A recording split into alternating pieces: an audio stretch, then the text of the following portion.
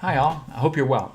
Listen, today I'm just going to talk about the afterword in the book Inspired Logical Strategy That Works. That's obviously just a bit of personal opinion, and you can take it or leave it, but it is important, and I think it's relevant to business. So I want to make sure that you just have a quick explanation of what I meant by that, what I mean by that, and also see if it can help you in some way. A lot of things, obviously, that anybody tells you, it's up to you to take it on board or not, and see if it applies to how you want to do your business and how you want to act in the business environment. The first thing I'm just going to go over this quickly, is the concept of stewardship and servanthood. Now, servanthood, I think, is a key concept if you're a leader.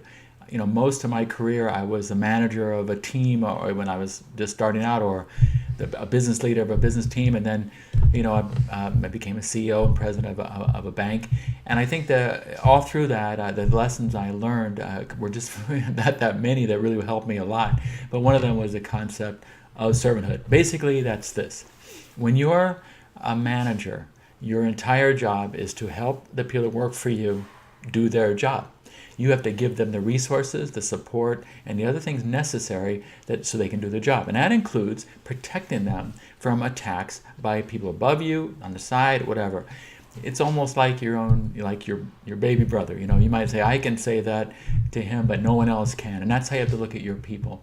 Your people, once they've proven themselves, once they become your team, deserve your loyalty. And I'll go so far as to say they deserve your loyalty, even if it doesn't do so well for your own career. You will be at times put on the spot where the corporate thing to do would be to maybe trash your own people, agree with people that are saying negative things about your people, or even throwing somebody under the bus, they say, or using them for a sacrificial lamb. I would tell you, don't do that.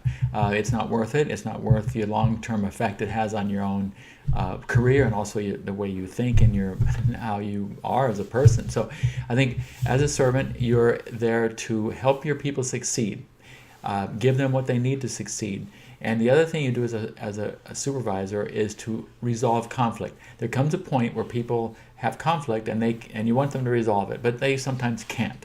That's really what you're there for, is to resolve those issues that are not, they can't resolve themselves. So you really have two primary goals as the manager, is to conflict resolution, make sure that people don't stay in this area of conflict, and giving your people all they need to succeed. The other things you do for your boss, etc., are important, but as a manager, that's what you're supposed to look at. Now, on the other concept of stewardship, and that's basically, I like to think of your job as kind of like a garden. It's not maybe where you're hired to work there. It's not your garden, but you've been entrusted to take care of it, and that means be there. They always say the best fertilizer is the gardener's feet. That means physically be there, be involved, be engaged, and take care of the situation.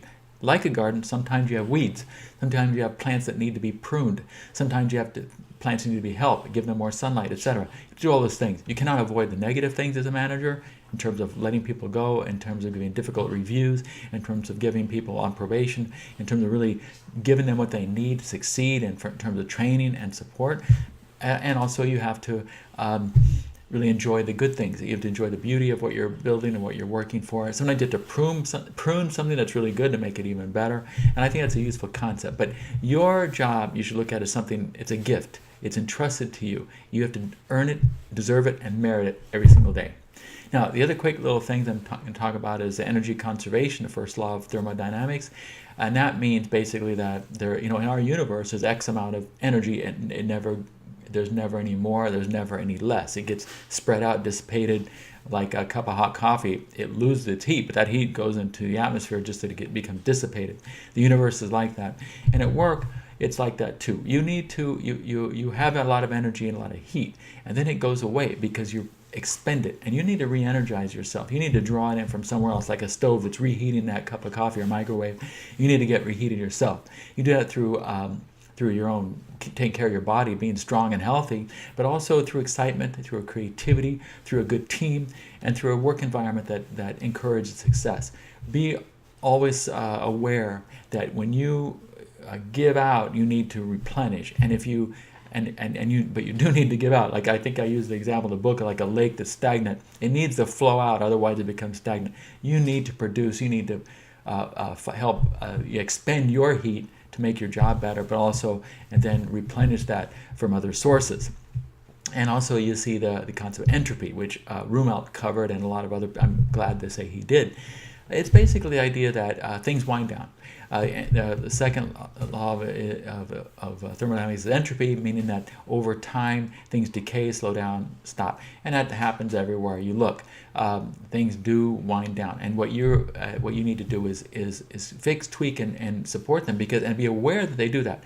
I kind of combine the two, knowing that there's a loss of heat, and that you need to be the one that fires things up, and knowing that things do tend to wind down, you need to make sure you replenish yourself, focus on that, develop that excitement and creativity, and fix those things that are going to be broken, are broken, or that will wind down. Be the grease in the works that gets things moving.